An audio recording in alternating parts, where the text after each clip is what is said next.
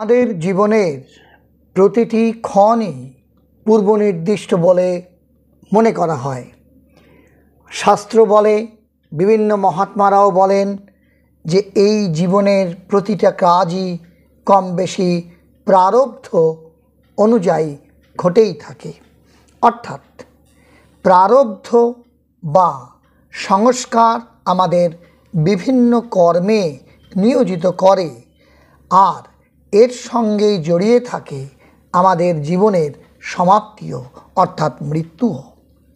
এখন প্রশ্ন যে প্রারব্ধ বা সংস্কার অনুসারেই কি অনেকের বিভিন্ন আধ্যাত্মিক অগ্রগতি এবং মৃত্যুও শেষ অবধি তার জীবনে নেমে আসে?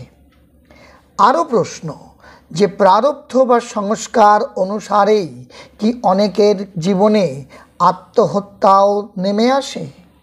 এই প্রসঙ্গগুলো আলোচনা করা হয় বা আলোচনা করা হবে এখন ঠাকুর শ্রীরামকৃষ্ণের কথামৃত অনুসারে। ঠাকুর শ্রীরামকৃষ্ণ, যিনি অবতার বরিষ্ঠায়, তার সমীপে বা তার কাছে আসতেন তৎকালীন সময়ের অনেক বিখ্যাত মনীষী এবং ব্যক্তিত্ব। এদেরই মধ্যে উল্লেখযোগ্য ছিলেন শ্রী বিজয় কৃষ্ণ গোস্বামী। সময়টা শীতকাল। শ্রী বিজয় কৃষ্ণ গোস্বামী ও আরও অনেকে ঠাকুর শ্রীরামকৃষ্ণের সম্মুখে উপবিষ্ট। তাদের মধ্যে শ্রী বিজয় কৃষ্ণ গোস্বামী ছিলেন প্রধান। সেই ভক্ত সমাগমের মধ্যে উল্লেখযোগ্য ছিল শ্রী বিজয় কৃষ্ণ গোস্বামী, মাস্টার মহাশয় অর্থাৎ শ্রীম এবং আরও অনেক ভক্ত। সময়টি আগেই বললাম শীতকাল এবং বিকেলবেলা। ঠাকুর গঙ্গার দিকে মুখ করে বসে আছেন, অর্থাৎ পূর্ব দিকে মুখ করে বসে আছেন, আর তার সামনে তার ভক্তরা তার দিকে তাকিয়ে বসে আছেন। এই সময় আলোচনা প্রসঙ্গে ঠাকুর শ্রীরামকৃষ্ণ বলছেন যে পূর্বজন্মের সংস্কার মানতে হয়। ঠাকুর বলছেন যে শুনেছি একজন সব সাধন করছিল, গভীর বনে ভগবতীর আরাধনা করছিল, কিন্তু সে অনেক বিভীষিকা দেখতে লাগলো। শেষে তাকে বাঘে নিয়ে গেল। আর একজন বাঘের ভয়ে নিকটে একটা গাছের উপরে উঠেছিল। সব আর অন্যান্য পূজার উপকরণ তৈয়ারি দেখে সে নেমে এসে আচমন করে সবের উপরে বসে গেল। একটু জপ করতে করতে মা সাক্ষাৎকার হলেন ও বললেন, আমি তোমার উপর প্রসন্ন হয়েছি, তুমি বর নাও। মায়ের পাদপদ্মে প্রণত হয়ে সে বললে, মা, একটা কথা জিজ্ঞাসা করি, তোমার কাণ্ড দেখে অবাক হয়েছি। সে ব্যক্তি এত খেটে, এত আয়োজন করে, এতদিন ধরে তোমার সাধনা করছিল, তাকে তোমার দয়া হলো না, আর আমি কিছুই জানি না, শুনি না, ভজনহীন, সাধনহীন, জ্ঞানহীন, ভক্তিহীন, আমার উপর এত কৃপা হলো? মা ভগবতী হাসতে হাসতে বললেন, বাছা, তোমার জন্মান্তরের কথা স্মরণ নেই? তুমি জন্ম জন্ম আমার তপস্যা করেছিলে, সেই সাধন বলে তোমার এরূপ জোটপাট হয়েছে, তাই আমার দর্শন পেলে। এখন বলো কি বর চাও? তখন একজন ভক্ত ঠাকুর শ্রীরামকৃষ্ণকে বললেন যে ঠাকুর, আত্মহত্যা করেছে শুনে ভয় হয়। ঠাকুর শ্রীরামকৃষ্ণ বলছেন, আত্মহত্যা করা মহাপাপ, ফিরে ফিরে সংসারে আসতে হবে, আর এই সংসার যাতনা ভোগ করতে হবে।